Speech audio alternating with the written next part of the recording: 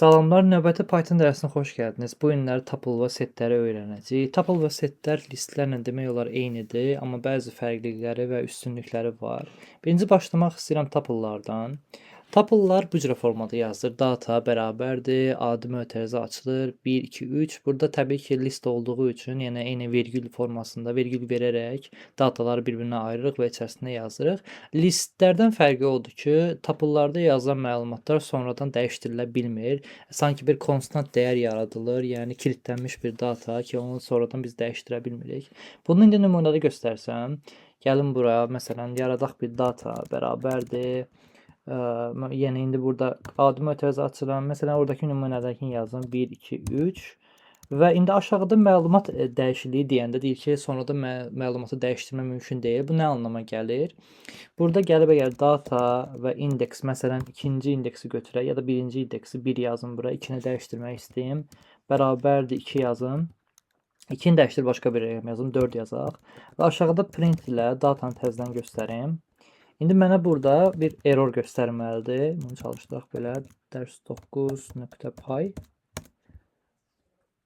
Əla, belə bir error gələcək. Deyir ki, tuple object does not support item assignment. Yəni, içində təyin olunmuş məlumatları biz sonradan dəyişdirə bilmirik. Amma halbuki biz bunu listlərlə eləyə bilirdik. Məsələn, bir dənə təkrar bir dəyər yaradaq burada. Ya da bunu dəyişdirək elə.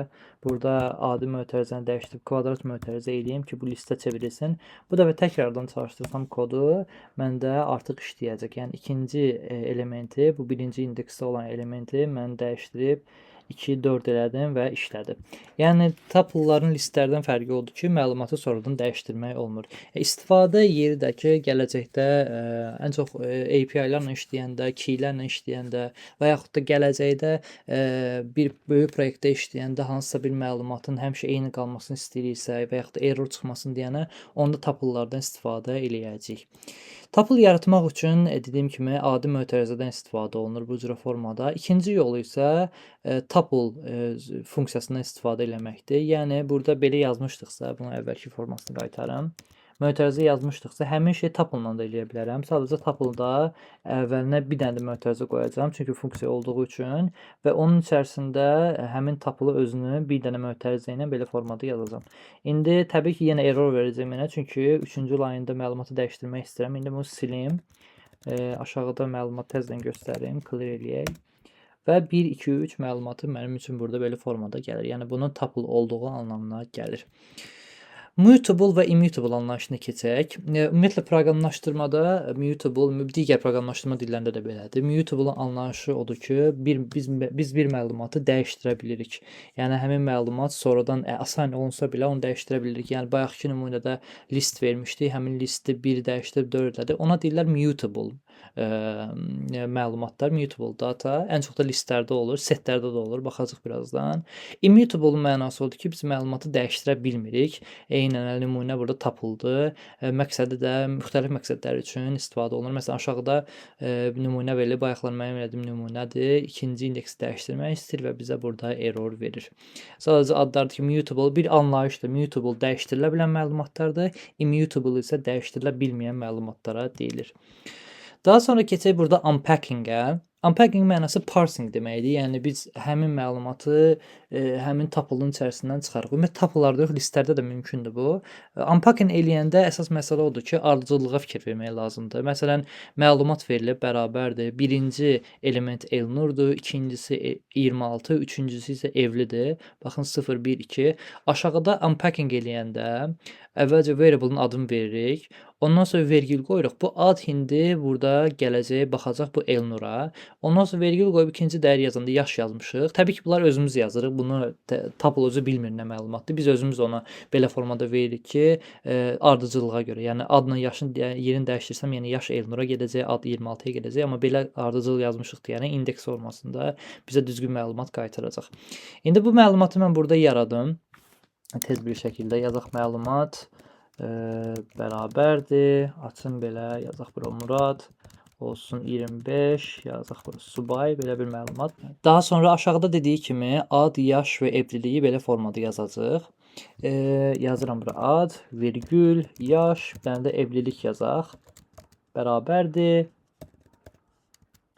Daha sonra da həmin tapılın adını yazırıq məlumata. Burada nə yazmışdıqsa, onu da bura bərabərlə yazırıq belə məlumat formasında. Bu unpacking eləyəcək hazırda. Yəni mən bura gəlib print ad yazsam belə, konsolda görəcəm ki, sadəcə Murad adı çıxıb. Ona görə ki, ad burada Murada baxır. Birinci element olduğu üçün. Ad yerinə yaş yazsam, mənə gələcək təbii ki, burada həmin məlumatın yaşı, ona çalışdıraq. 25 olmadan hamısını bir yerdə yazsam elə, hamısını bir yerdə yazaq. Ad, yaş, evlilik, belə evlilik. Onda bütün məlumatları mənim üçün çıxacaq. Buna da deyirlər unpacking, yəni parsing eləmək, məlumatı listlərdən və yaxud da tapıllardan çıxarmaq üçün. Yəni burada bunu list eləsəm yenə işləyəcək. Bunu belə əlavə eləyim. Həmçinin bunu da göstərim ki, nümunə kimi ki, burada da həmin şey eyni formada işləyir. Murad 25 subay. Əla, indi keçə bilərik setlərə. Setlərin mənası unikal, duplikat olmayan datalar üçün istifadə olunur. Tapıllardan olduqca fərqlidir. Məsələn, burada bir dənə set yaradaq. Data set yazım elə. İstədiyimiz adı yaza bilərik. İndi data set yazacağam. Data set bərabərdir. Yazım bura. Quyruqlu mötərizə 1, 2, 3, məsələn 3 və ya da 4 yazaq. Və setləri istifadə etmək üçün də quyruqlu mötərizədən istifadə edirik. Adi mötərizədən yox, quyruqlu mötərizə yazdır. İndi mən bunu çalışdırsam aşağıda, baxın nə baş verəcək. Data set. Burada 2 dəfə 3 yazmışdım. 1, 2, 3, 3, 4. Amma mənə gələn məlumat isə sadəcə bir dənə 3 oldu. Bu mənası odur ki, setlər eyni məlumatları silir və onun yerinə sadəcə unikal olan məlumatları, duplikat olmayan məlumatları özündə saxlayır. Bu da çox faydalıdır. Gələcəkdə istifadə edəcəyik ki, hansı məlumatları ən çox da searchingdən istifadə edəndə, alqoritmalardan istifadə edəndə belə bir şeylər bizə lazım olacaq ki, duplikat məlumatları o həmin yerdən silək. Setlərin üzərində burada bir nümunə də var. Məsələn, yazılıb rəqəmlər verilib burada adi list kimi. Sonra istifadə olunub aşağıda set funksiyasından belə və içərisinə rəqəmləri atıb və bu rəqəmləri dəyişdirib belə yazıb. Yəni yuxarıda yazdığımız data setin yuxarısına bir də məlumat yazaq. Məsələn, adlar yazın. Adlar bərabərdir. Bu da olsun list. Belə bunun içərisinə yazaq məsələn Murad. Muradı 2 dəfə yazacağam. Set çalışdıracağım deyənə, ondan sonra onu verəcəm. Elnur da yazalım bir dənə axırda. Elnur belə. Məsələn, Elnur da 2 dəfə yazaq ki, Elnur bir dəfə birinin balaca hərfini yazacağam, digərlərini isə böyük hərfini. Əla. Daha sonra istəyirəm ki, bu adları setə çevirim. Onda burada set funksiyasından istifadə edirəm belə. Set yazdım və içərisinə mötərizə açıb adlar yazıram belə. Yəni bu funksiyada bunu məlumatı çevirib eləyəcək bizim üçün data setə. İndi bu data seti çalışdıraq konsolda. Baxaq nə gəlir. Murad, Elnur, Aynur və Elnur. Murad adı 2 dəfə olduğu üçün sildi, amma axırda Elnurda mən bilərəkdən E hərfini kiçik formada yazmışdım ki, baxın onda məlumat dəyişmir. Elnur burada böyük hərflə olan qalıb, həmçinin axırda E hərfi olan da qalıb. Yəni məlumatı ümumilikdə lowercase edib dəyişdirmir. Ümumilikdə içərisində bir dənə hərf böyük olsa belə onu ayrıca unikal bir məlumat kimi görür və onun içərisindən, məlumatımızın içərisindən silmir. Əla. İndi bizdə burada len funksiyası da var idi. Bunu öyrənmişdik listlərdən. Lenin mənası həmin məlumatın sayını qaytaracaq. Məsələn, datasetdə nə qədər məlumat var hazırda? Yuxarıda belə yazaq. Birinci yuxarıdakını yazım, ondan sonra aşağıdakını yazım. Print len adlar belə yazaq. Və bu bizim adlarımızda olan sayı göstərir. Məsələn, yazıb 5 dənə. Çünki 5 dənə məlumat yazmışdıq içərisində. 2 dənə Murad var, bir dənə Aynur, 2 dənə də Elnur. Daha sonra aşağıda gəlib bunu datasetə versəm, print len dataset. Bu dəfə mənə 4 cavabını verməlidir. Ona görə ki, bir dənə məlumatı silib, qalanları isə olduğu kimi qalır. Və len də həmin listin və yaxud da setin və yaxud da tapılın uzunluğunu qaytarmaq üçün istifadə edir. Əla, burada həmçinin listdən tapılan setlərin fərqləri də var. Mutable anlayışı var ki, deyir ki, listlər mutable ola bilər, yəni silinə bilər. Daha doğrusu dəyişdirilə bilər içərisindəki məlumat. Tapıllar isə immutable'dur. Məlumatları dəyişdirmək olmur. Həmçinin setlərdə də məlumatları mutable'dur, dəyişdirmək olur. Orderingə gələndə, yəni buna hələ öyrənməmişik elə, amma ki, ordering yəni məlumatı tam əvvəldən axıra kimi ya əlifba sırası ilə ya da ki, rəqəmlərin artma sırası ilə eləmək üçün istifadə olunur. Deyir ki, listlərdə eləmək olur, mümkündür. Tapıllarda da sıralıdır, amma ki setlərdə sırasızdır məlumatlar. Çünki indeks olmadığı üçün məlumatlar sonradan dəyişdirilə bilir. Təkrarlanma elementə duplikatlara listlərdə icazə var, həmçinin tapıllarda da icazə var, amma setlərdə icazə yoxdur. Setin məqsədi elə unikal məlumatlar saxlamaqdır. Performans baxımından da set və tapıllardır, daha yavaşdır və ən sürətlisi isə əslində setdir. Nəyə görə? Çünki oradan duplikat məlumatlar silinir, yalnızca bizə qalan unikal məlumatlar olur. Yaradılma forması da listlərdə istifadə edirik kvadrat mötərizədən, tapıllarda istifadə edirik adi mötərizədən, setlərdə isə fiqurlu, yəni quyruqlu mötərizələrdən istifadə olunur. Əla. İndi keçə bilərik növbəti hissəyə, mövzuya. Burada set operatorları var. Bunlar riyaziyyatdan bizə məlumdur əslində. Riyaziyyatda istifadə edirdik. U əməliyyatları var idi, birləşdirmə, həmçinin arasında fərqi tapma və s. Burada bir də 3 dənə işarə var. Axırıncıdan əslində istifadə olunmur, listlərdə istifadə olunur. Biz indi setlərdən istifadə edəcəyik sadəcə. Sadəcə bu 3 dənə operatordan istifadə edəcəyik. Birinci başda xəttdən. Tutalım ki, 2 dənə burada məlumat yaradım, 2 dənə set yaradaq və dedim ki, bunlar ancaq setlərdə işləyir, tapıllarda işləmir bunlar. Plusdan başqa digərlərini istifadə edəcəyik. Yazım ki, bura data 1 bərabərdir olsun, fiqurlu mötərizə 1, 2, 3, bir dənə də 4 yazaq.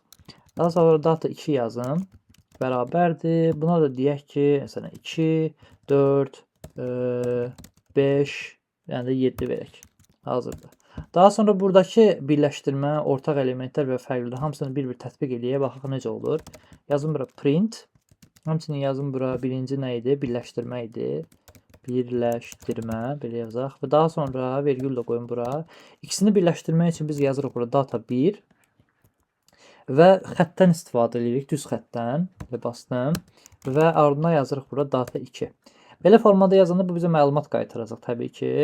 İndi bunu çalışdıraq görək necə görsənir kodumuzda, terminalda. Yazı birləşdirmə 1, 2, 3, 4, 5, 7. Burada görürsünüz ki, setdən istifadə elədiyimiz üçün 2 dənə 2-ni sildi, həmçinin 2 dənə 4-ü də sildi. Sadəcə bir dənəsini saxladı. 1, 2, 3, 4, 5, 7. Ümumilikdə 6 dənə element oldu. Halbuki 8 dənə idi, amma ikisini birləşdirdi, bir məlumat formasını gətirdi. Bu setdən istifadə elədiyimiz üçün belədir. Burada aşağıda olan pilsu işarəsi isə həmin məlumatları konkatenə birləşdirmək üçün istifadə olunur. Təbii ki, setdə yeni də işləməyəcək, ancaq listlərdə işləyir. Çünki bayaqlarda baxdıq ki, listlərdə elementlər duplikat olmasına icazə verilir, amma setlərdə isə icazə verilmir. Setlərdə elə şey mümkün deyil. Həmçinin ortaq elementləri də tapa bilərik, intersection olan. Bunu aşağıda təkrardan kopyalım, aşağı atım. Buraya yazaq bərabərdir, daha doğrusu end işarəsini, ampersand və buraya yazaq ki, ikincisi nə idi? Ortaq elementlər. Yazaq ortaq elementlər, belə. Və bu dəfə çalışdıraq kodumuzu yenə. Ortaq elementlər sadəcə 2 ilə 4-ü göstərir. Çünki 2 burada da var, burada da var. 4 həm burada da var, həm burada da var. Digər elementlər isə bir-birindən ayrı olduğu üçün onları bizim üçün göstərmir. Onun üçün istifadə edirik bu ampersand işarəsindən. Əla, üçüncü nə idi? Üçüncü də fərq olacaq. Əla, fərqi də yazaq. Həmçinin burada yazacaq, yazım elə fərq. Fərq üçün də xəttdən istifadə edəcək. Amma xəttdən bir dənə fərqi var. İndi göstərəcəm. Bunun qabağına fərq data 1 yazın birinci. Fərq data 1. Belə. Və bu dəfə çalışdıraq. Baxın bizdə nə gəldi? 1 ilə 3 gəldi. 1 ilə 3-ün mənası oldu ki, bizdəki elementlərdə 2 və 4 burada artıq olduğu üçün onları silir. Onun yerinə data 2-də olmayan məlumatları bizim üçün göstərir. Yəni 1 ilə 3 burada olmadığı üçün data 2-də. Ona görə bizə 1 ilə 3 məlumatı gəlir. Amma aşağıda mən təkrardan bunu çalışdırıb data 2-dən data 1-i çıxsam isə məndə məlumatlar data 2-də olub, data 1-də olmayan məlumatlar qayıdacaq. Yəni belə yazım və təkrardan çalışdırım. Mənə də bu dəfə 5 ilə 7-ni verdi. Yəni 5 ilə 7 2-də var, amma 1-də isə yoxdur. Digər element, qalan elementlər isə o birisi datalarda olduğu üçün bizə belə formada qayıdır. Və axırıncı plus işarəsi də dediyim kimi listlərdə istifadə olunur əlavə etmək üçün. O set operatorlarına aidiyyəti yoxdur. Əla. Həmçinin burada indi növbəti mövzuya keçək. Nested data anlayışı, yəni iç-içə olan elementlərdən söhbət gedir.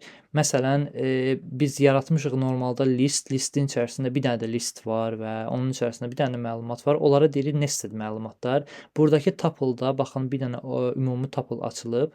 Burada başlayıb, burada bitib və həmçinin içərisində notebook 1200 yazılıb, sıçan 25, klaviatura 75, USB kabel 8, monitor 450 və hər biri ayrıca tuple-dur.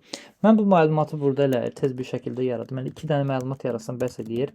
Çünki üzərində bəzi əməliyyatlar eləyəcəyik. Birinci ümumi tuple açıram belə və daha sonra içərisində bir dənə tuple açdım və birinci məlumatımız notebook idi. Yazaq notebook.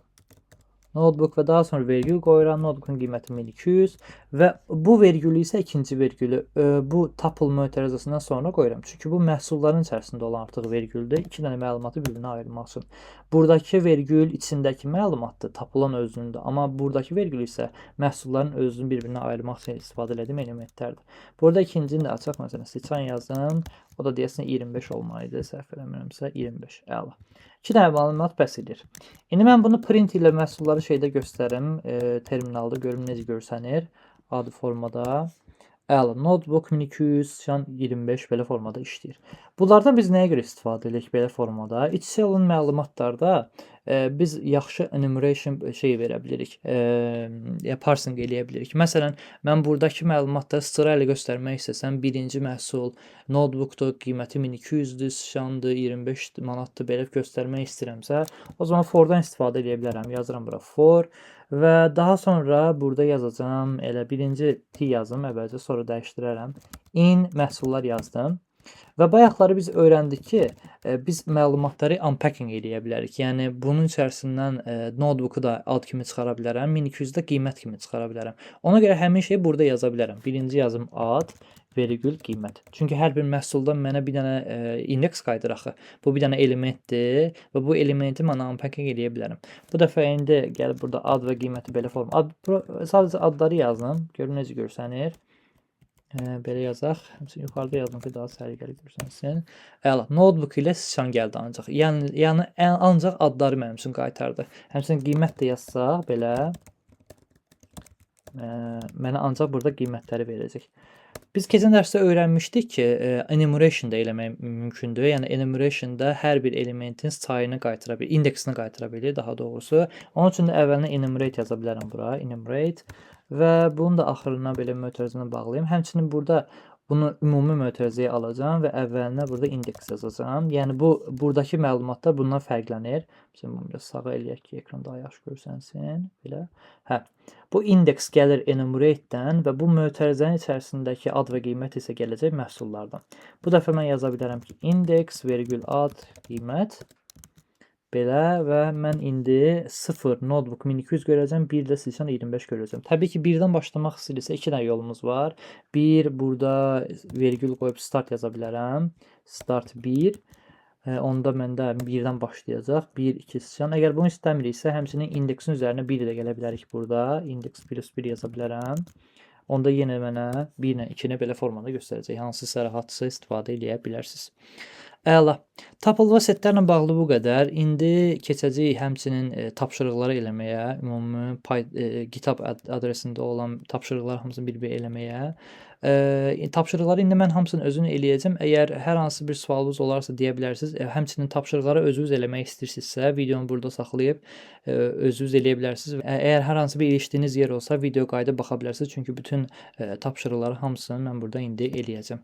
Həmçinin bunu yükləyim bir fayl kimi. Burada raw fayl eləyək. Burada yükləmə işarəsinə basaq. Və qaydaq bura, həmçinin bunu əlavə eləyim mən fayllarımın arasına. Əla. Bunu bağlayaq bu tərəfi. Həmçinin bu terminalı da bağlayaq. Tapşırıq 1-dən başlayaq. Tuple yarat. Bir şəhərin adını, ölkəsini və əhalisini olan tuple yarat. Sonra hər bir məlumatı ayrıca print ilə göstər. Əla. Burada yazaq ki, belə ümumi yaza bilərik. Məsələn, məlumat bərabərdir. Yazım ki, məsələn, yazaq birinci Bakı. Şəhər olaraq, sonra ölkəni yazaq Azərbaycan və əhali sayı da yazaq, məsələn 2 milyon. Sizin nə yaza bilərəm hazırda 2 milyon belə yazaq. Əla. İndi mən bu məlumatları istəyirəm ki, bir-bir terminalda göstərim. Onun üçün təbii ki, belə bir şey də yaza bilərəm. Məlumat 0, sonra 1 və sonra 2 yaza bilərəm hər biri üçün. Belə də işləyəcək. Həmçinin çalışdırım burada 3.14. Bakı, Azərbaycan və 2 milyon. Həmçinin for loop'dan da istifadə edə bilərəm. Onu da göstərim. For t in məlumat və bu dəfə çalışdıraq print. Burada problem odur ki, mən bilməyəcəm hansı şəhərdir, hansı ölkədə. Ona görə sadəcə məlumatın özünü göstərə biləcəm. Burada aşağıda. Məsələn, bunu belə kommentə alın. Göstərim və Bakı, Azərbaycan 2 milyon yenə eyni formada gəlir. Yəni sırf adlarını göstərmək istəyirəmsə, o zaman bundan istifadə edə bilərəm. Qabağına elə adları, şəhərləri, adları yaza bilərəm belə formada. Amma ki istəyirəm ki, sırf belə ümumilikdə hamısını bir yerdə göstərim, onda for loop'dan istifadə edə bilərik. Əla, indi keçək ikinci tapşırığa. Aşağıdakı listdə çoxlu rənglər var, ancaq arasında eyni rənglər bir neçə dəfə yazılıb. Yeni set yarat və bütün rəngləri ona əlavə et ki, ancaq unikal dəyərləri görə bilək. Set funksiyasından istifadə et, sonra rənglərin sayını da göstər. İndi başlaya bilərik burada adi set funksiyasından. Bizdə artıq listin özü verilib. Bayaqlar dediyim kimi, əgər listi çevirmək istəyirsə hər hansı bir setə, onda belə bir şey yazacaq. Unikal rənglər bərabərdir set yazaq çoxlu rənglər. Çoxlu rənglər və daha sonra onu print ilə göstərək. Unikal rənglər və çalışdıraq. Və mənə ancaq sarı, yaşıl, qırmızı, mavi gəldi. Hansı ki, eyni rənglərdən bir neçə dəfə istifadə olunub burada. Amma ki, onları silərək, duplikatları silərək yalnızca yerdə 4 dənə unikal rəngləri bizim üçün saxladı. Əla, indi üçüncü tapşırığa keçə bilərik. Burada koordinat sistemi verilib. Aşağıdakı tapılda for loop ilə dövr elə və hər bir koordinatı ayrıca dəyər kimi göstər. Bu koordinatlardır. Ayrıca list kimi verilib. Başa düşdüm və hər biri tapıllar kimi ayrılıb və nümunə də belə olmalıdır. Məkan 1, x10, y20 hər biri ayrıca verilib. Həmçinin burada enumeration-dan istifadə edəcəyik ki, 1-nə 2-ni göstərə bilək. Əla, onda başlaya bilərik. Burada birinci for loop verim. Enumeration olduğu üçün indeks yazacağam birinci, sonra vergül qoyum və unpacking də eləyəcəm. Hər biri 10, 20-ni x-nə y kimi çıxarmaq üçün mötərizə açıram. X vergül y və daha sonra in yazım və burada yazaq enumerate. Buradan üçün forun qabağında bunu o eləyək, düzəlsin problem. Enumerate və içərisində yazacağım koordinatlar və birinci indeksdən başladığı üçün məkan 1, ona görə start bərabər 1 yaza bilərəm, belə. Və indi aşağı düşəcəm, print yazım. Burada f-stringdən istifadə edəcəm, çünki çoxlu işarələr var burada. Hər birini ayrıca plusla yaratmaq yerinə belə yazaq. Yazım bura məkan və indeksi burada adı quyruqlu mötərizəsində yazım. İndeks, daha sonra xətt işarəsi qoyum. Xətt işarəsi belə qoya bilərəm. Və x-i burada yazım belə x, 2 nöqtə, x, sonra vergül qoyaq, y və burada da yazaq belə y işarəsini. Məncə bu da elə. Başqa bir şey yoxdur. Məkan, indeks, x bərabər y. Əla, indi bunu çalışdıra bilərəm, görün necə görsənir. Əla, məkan 1 x10, y20, məkan 2 x35, x55, x75 və hər biri düzgün şəkildə işləyir. Bir dənə bir şey fikir verin ki, mən burada enumerate-dən istifadə edim ki, sırf indeksləri götürə bilim. Bax, bu indeksləri götürə bilmək üçün. Və içərisində start 1 yazdım ki, 1-dən başlasın. Normalda 0-dan başlayır. Və həmçinin x-nə y-i belə formada yazdım ki, unpacking eləsin. Hər bir x-i və y-i buradan, daha doğrusu buradan çıxardım belə. Tapırlar da axı. List oldu, list orada çıxara bilər, fərqi yoxdur və hər bir elementi ayrı formada belə yazdıq və göstərdik aşağıda. Əla. İndi keçək növbət tapşırığa. Tapşırıq 4. Oxşar adları birləşdirmək və ya silmək. 2 sinifdə oxuyan şagird adları verilib. Operatordan istifadə et. Birləşdirmə operatoru, sonra kəsişmə, həmçinin fərq operatorları bundan istifadə edəcəyik. Deyir ki, hər iki sinifdə olan şagirdləri, yəni kəsişmə olacaq. Daha sonra yalnız bir sinifdə olan şagirdlər, hansısının, yəni ya sinif adı ya da sinif B-də olacaq və bütün şagirdlərin siyahısı birləşdirmə, onda da bu işarədən istifadə edəcəyik. Əla. Siniflərimiz burada verilib, sinif A, sinif B. İndi yaza bilərəm ki, aşağıda birinci kəsişmə idi. Yazım bura print. Yazaq bura ortaq olacaqdır, deyəm, ortaq şagirdlər, belə yazaq. Şagirdlər və istifadə edəcəm sinif A, ampersand və sinif B. Əla. Həmçinin bundan sonra var bizdə yalnız bir sinifdə olan şagirdlər. Burada yazım sinif A şagirdləri, sinif A şagirdləri. Yalnız qabağına yalnız 2 sinifdə olması. Yalnız sinif A şagirdləri. Əla, sinif A-dan çıxacam sinif B-ni və buraya yazaq yalnız sinif B şagirdləri. Bu dəfə də B-dən çıxacam A-nı. Əla. Daha sonra nədir? Bütün şagirdlərin siyahısı. Yəni ikisini də bir yerdə yazacağam. Onda da yazacağam ki, aşağıma bütün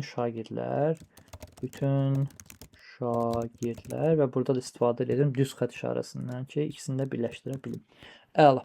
İndi çalışdıraq kodu.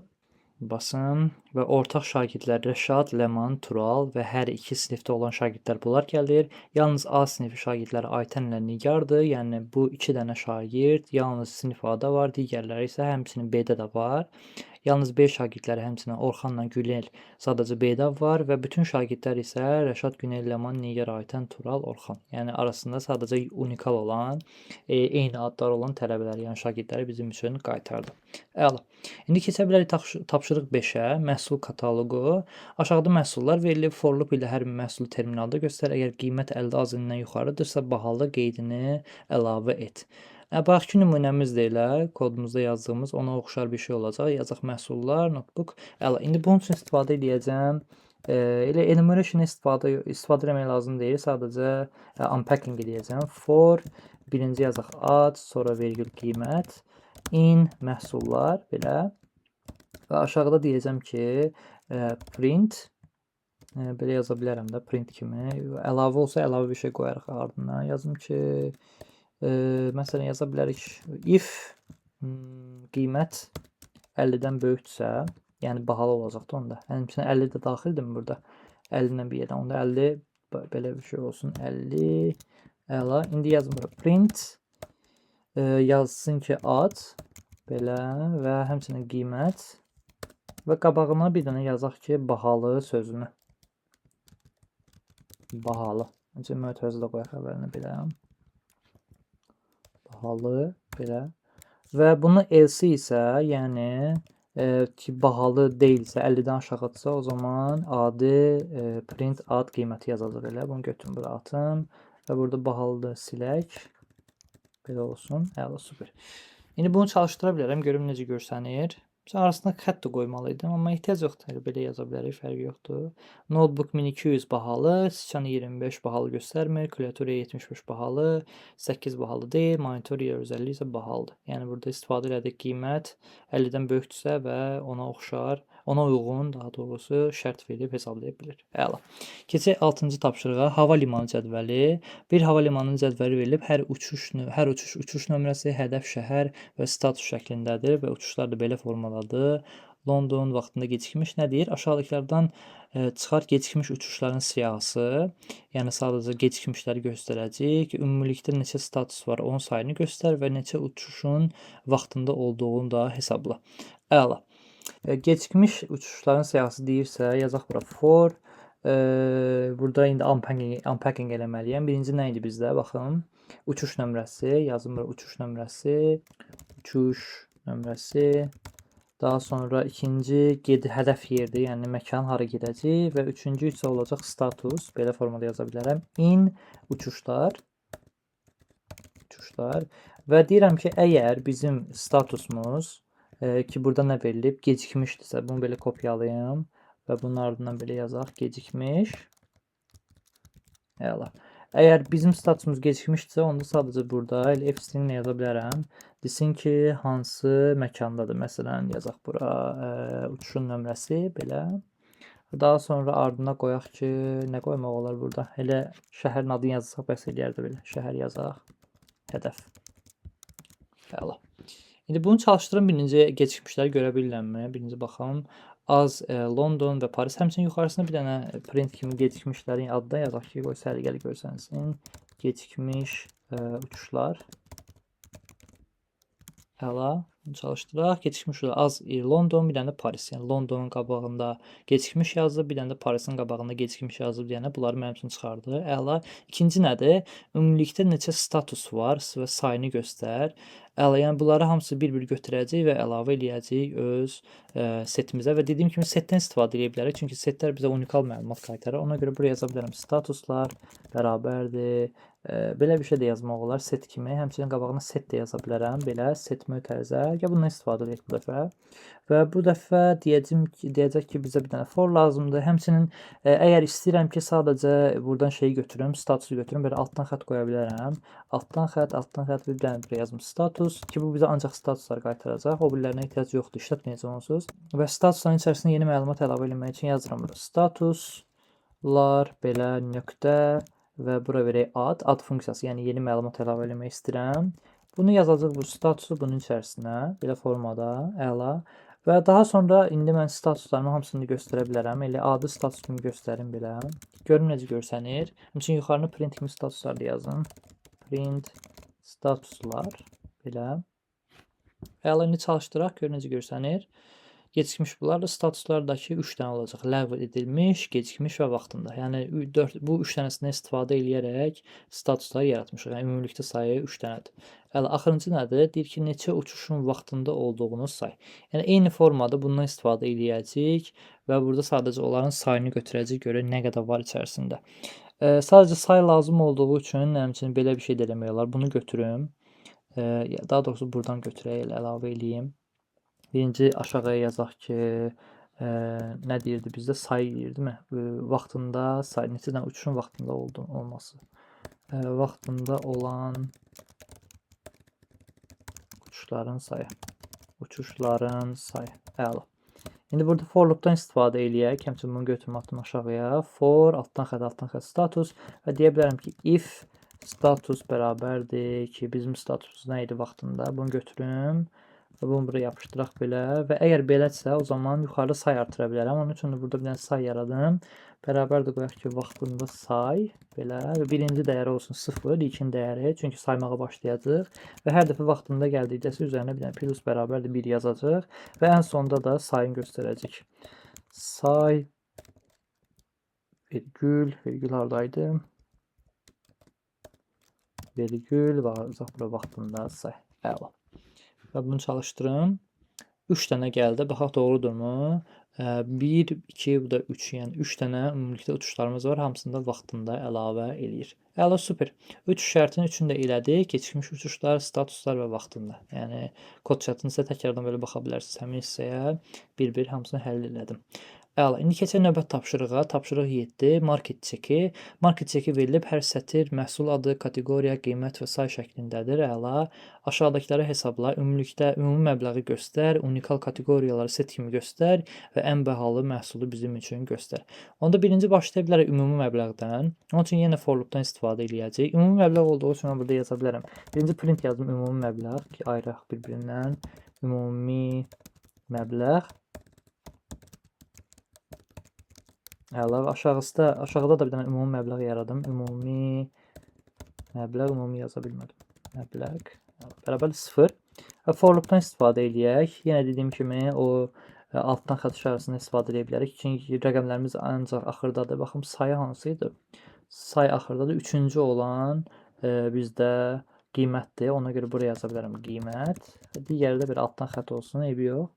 Və burada yazım ki, nə idi? Çek yazdım. Tamam. Çeki götürdüm və içərisində deyirəm ki, ümumi məbləğ plus bərabərdir qiymət. Bu bizə ümumi qiymətin sayını verəcək. Aşağıda da yaza bilərəm ki, print ümumi, daha doğrusu belə yazacağım. Ümumi, ya da rəqəmə özüm versin bəs elə, çünki yuxarıda ümumi məbləğ yazmışdım. Ona görə ümumi məbləği belə yazacağım. Ümumi məbləğ belə. Super. İndi bunu çalışdıraq, görün necə olur. 18.7 verdi. Yəni bu cürə formada qabağına bir AZN də yazaq. Səliqəli olsun. 18.7 AZN ümumi məbləğ kimi bizə qaytardı. Əla, super. Baxaq ikinci nədir? Unikal kateqoriyaları set kimi göstər. Əla. Unikal kateqoriyalar istəyiriksə, elə mən bunun içərisindən istifadə edə bilərəm ki, burada kateqoriya hansı idi? Bizdə kateqoriya ikinci olan idi, düzdürmü? Kategori, hə, ikinci olan idi. Ona görə burada kateqoriyanı aça bilərəm ardından. Burada yazaq kateqoriya. Kateqoriya. Əla. İndi yaza bilərəm ki, yuxarı set açım həmçinin. Olsun bizdə kateqoriyalar bərabərdir. Set olacaq təbii ki, belə. Və hər dəfə kateqoriyanı mənim üçün neynəsin? Kateqoriyaların içərisində yeni kateqoriya əlavə eləsin. Nöqtə ad, yazaq bura kateqoriya. Super. Bunu sonradan aşağıda belə bir məlumat kimi göstərə bilərəm. Kateqoriyalar, belə bir şey. Yazım, götürüm bura atım. Yazaq kateqoriyalar və aşağıda, bu ardından daha doğrusu yaza bilərəm belə kateqoriyalar. Super. Daha sonra nədir istəyir bizdən? Ən bahalı məhsulu göstər. Ən bahalı məhsulu göstərmək üçün də burada mən ən kiçik məhsulu götürməliyəm ki, ən birini eləyim. Yəni məntiq nədir? Birinci bunu yoxlayacaq 2.50. Bunu bir dəyər kimi bura əlavə edəcəm. Yazım ən bahalı məhsul. Belə dəyər yaradaq. Ən bahalı məhsul və məhsulun hər iki birinci ilkin qiyməti olsun 0. Çünki hələ loopun içinə girməmişik. Və burada deyirəm ki, əgər if ən bahalı məhsul bizim hazırki məhsulumuzdan kiçikdirsə, o zaman həmin məhsulu ən bahalı məhsul eləyəcək. Kiçikdir və yazım bura qiymət. Belə formada. Qiymət. Və əgər bizim məhsulumuz ən məhsuldan kiçikdirsə, onda mən buraya yazacağım ən bahalı məhsul bərabərdir qiymət. Belə formada. Və ən aşağıda da onu göstərə bilərəm. Yazım bura ən bahalı məhsul, ən bahalı məhsul. Əla, super. Ümumi məbləği də aşağıya belə gətirin, qoy səliqəli olsun. Burada vergül qoyum ki, bunu atımın içərisinə üçündə bir yerdə yazaq. Yuxarıda loop özü üçün işləsin və biz burada bunu yazaq belə formada. Əla, super. İndi kodu çalışdıraq, gör necə olur. Məncə error olmaz. Ümumi məbləğ 18.7 azin, kateqoriyaları meyvə, südlü məhsul, bir də çörək. Ən bahalı məhsul isə 8.0 gəldi, hansı ki doğrudur. 8 olan ən bahalı məhsul idi, digərləri isə ondan aşağı formada gəlib. Yəni ən bahalı məhsuldakı dediyim kimi həmişə çek edir. Ən bahalı məhsulumuz qiymətdən gəlir kiçikdirsə, o zaman onu dəyişdirib eləyir qiymət və gələn səfər yoxlayanda onu əlavə eləməyəcək. Çünki ehtiyac da yoxdur ikinci dəfə yoxlamağa. Çünki onsuz da sıfırdan ta yuxarıya kimi gedirik. Hamısını bir-bir yoxlaya-yoxlaya gəlirik. Əla. İndi keçək növbət tapşırığa. Tapşırıq 8. Dostlarının ortaq maraqları. 2 dost var və eyni maraqları var. Hədəf ortaq maraqları tap. Hər bir şəxsin özünə məxsus maraqlarını tap. Birinci şəxsin maraqları futbol, musiqi, kitab, oyun. İkinci şəxsin maraqları da musiqi, rəsm, kitab, idman. Və ortaq maraq üçün də biz istifadə edəcəyik burada end işarəsindən istifadə edə bilərik ampersanddan. Onu da yazmaq üçün yazaq burada. Elə bunu götürə bilərəm əslində, amma yazılmıyor. Ev yox, hələ yazaram. Print ortaq maraqlar. Super. Və bunun qabağına belə bir işarə, vergül qoyaq. Birinci şəxs dost 1-dir. End işarəsi qoyuram, ampersand və buraya yazaq dost 2.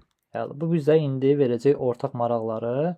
Həmçinin burada nə problem var? Baxım, ortaq maraqlar. Dost 2, dost 1. Harasa problem var.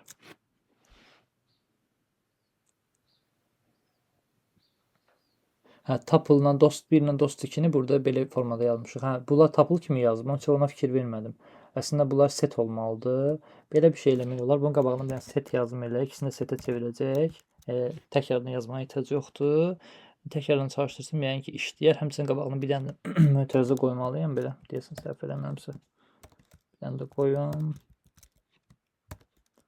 Və həmçinin burada da bir dənə mötərizə qoyaq. Əla, təkrardan çalışdırım. Əla, ortaq maraqlar kitab və musiqi. Yəni kitab ilə musiqi hər ikisində olduğu üçün ortaq maraq kimi görür. İndi aşağıya düşək, baxaq nə var. Yalnız birinci şəxs olan maraqlar yazın. Yalnız birinci şəxs. Yalnız birinci dost yazın. Birinci dost. Və burada dost çıxılsın 1 yazacaq. Yalnız ikinci dostdan söhbət gedirsə isə dost 2 çıxılsın, dost 1 yazacaq belə və bu dəfə çalışdırsam oyunla futbol yalnız bu dost 1-ə aid olan bir maraqdır. İdman ilə rəsm isə yalnız dost 2-yə aid olan bir maraqdır. Əla. Tapşırıq 9-a keçək. Məktəb qiymət sistemi. Aşağıdakı bütün şagirdlərin dərs məlumatları verilib. Ad, riyaziyyat, fizika, ingilis dili, tarix şəklindədir. Burada iç-içə olan nesteddir. Həmçinin nestedin tapılın içərisində bir dənə tapıl açılıb və buradakı qiymətlər verdiyi kimi riyaziyyat, fizika, ingilis və tarix şəklindədir və burada bizim çoxlu tapşırığımız var. Əla.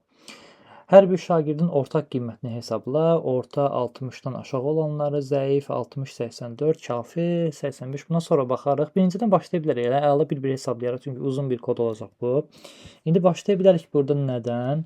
Birinci, hər şagirdin ortaq qiymətini hesablamalıyıq. Təbii ki, bildiyimiz kimi ortaq qiyməti hesablamaq üçün gərək hamısını opuşu toplayaq. Ondan sonra gərək bölək həmin hissədə yarı hissələrinə və elə formada hesablayacaq. Əla. İndi başlayaq. Nədən başlayaq? Maraqlı sualdır. Nədən başlayaq? Birinci tələbədə təbii ki, loop eləməliyəm. Ona başda görə ardı gələcəkmi? For tələbələr üçün birinci tələbələrin adını verək. Yazın bura ad. Daha sonra vergül qoyaq, yazın bura qiymətlər. Qiymətləri oradan götürəcəm. Və qiymətləri də əslində bir aça bilərəm, amma görə eləyə bilərikmi? Və bizə onsuz da lazımdır. Bəzi funksiyalardan istifadə edəcəyik burada ki, həmin funksiyaların samı falan hesablayacağıq. Birinci açım tələbələr. Yazaq ki, bunun içərisində ortaq qiymətini tapaq. Bir dənə, məsələn, Aytənin, Rəşadın, Ləmanın, Turalın hər birinin ortaq qiymətini hesablayacaq. Ona görə belə bir şey yaza bilərəm ki, ortaq qiymət bərabərdir. Yazım ki, samdan istifadə edə bilərəm deyəsən, sam funksiyasından. Çünki sam funksiyası bütün ədədlərin cəmini mənim üçün qaytarır. Sam funksiyası. Və burada yaza bilərəm ki, qiymətlər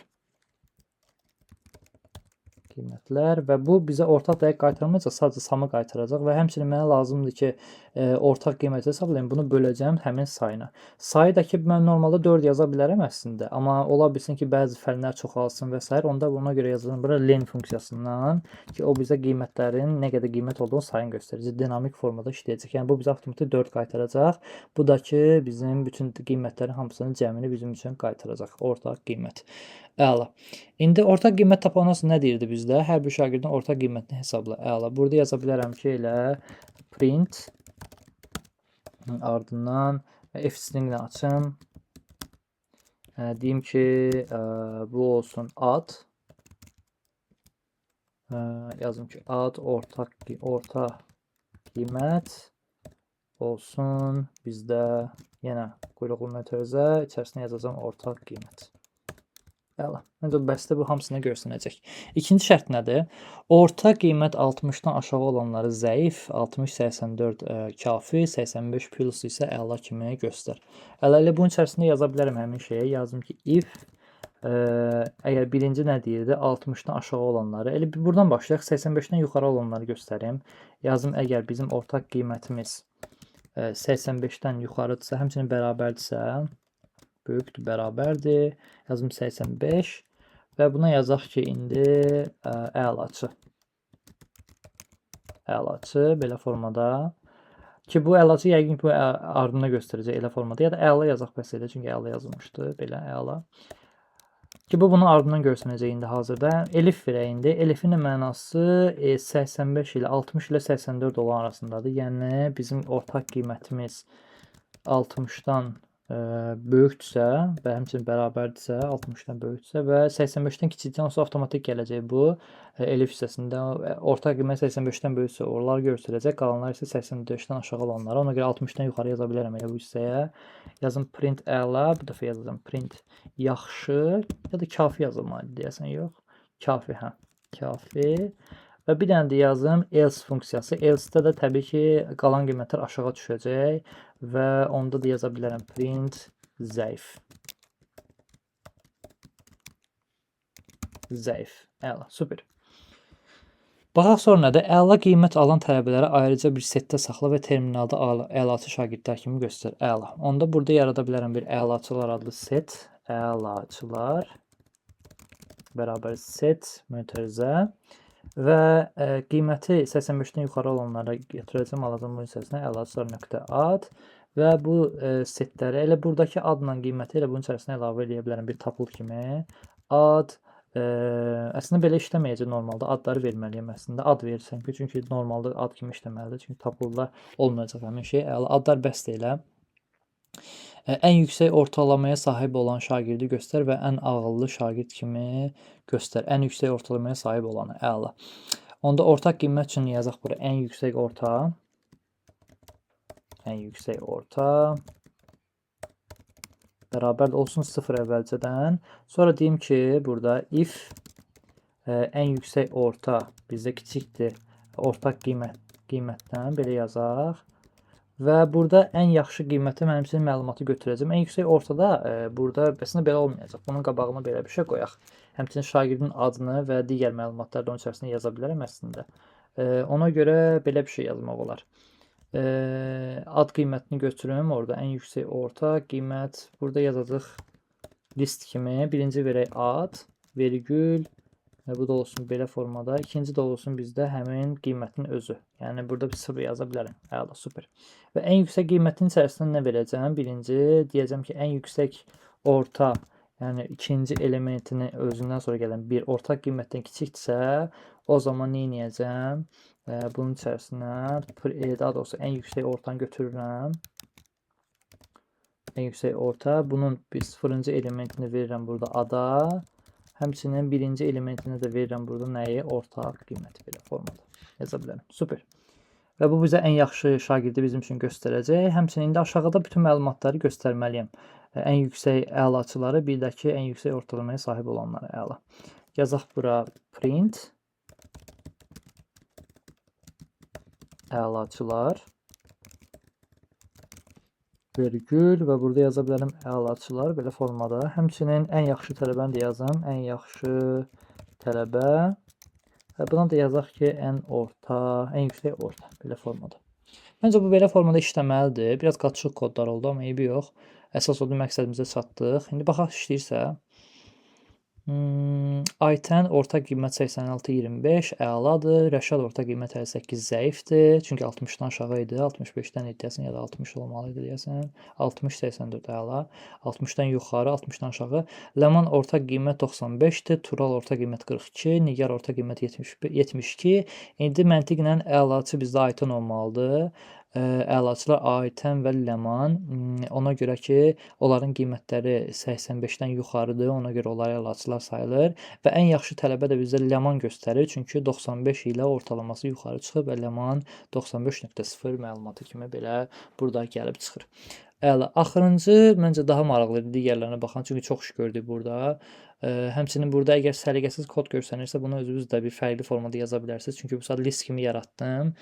Listin içərisində də həmin məlumatı belə göstərir. Təbii ki, bunu səliqəli formada da for loop'dan falan istifadə edə bilərik. Həmçinin əlaçıları da səliqəli formada belə göstərə bilərik. Amma belə formada kodumuz işləyir, məncə yaxşıdır. Əla, bu da tapıllar, setlər və listlərlə olan bir koddur. Maraqlı dərs oldu məncə. Tapşırıqları, çətin tapşırıqları idi. Əla. İnşallah növbəti videoda da funksiyalara falan baxacağıq. Bugünlük videoda bu qədər. Yəni sualınız olarsa kommentlərdə bildirin, cavablandırmağa çalışacağam. Növbəti videoda görüşərik. Sağ olun.